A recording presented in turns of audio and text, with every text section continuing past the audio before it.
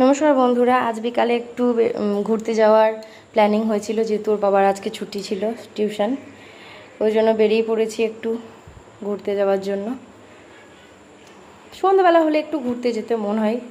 এটা ত্রিশূলপট্টি দুর্গা মন্দির, ওই যে এদিকে আমরা গেছিলাম। এটা আমাদের বোলপুরের রেল স্টেশন। ওই যে দূরে একটা আলো দেখা যাচ্ছে, ওইখানে ওটা হচ্ছে রেল স্টেশন, এটা হচ্ছে ব্রিজ। এদিকেই গেছিলাম আজকে।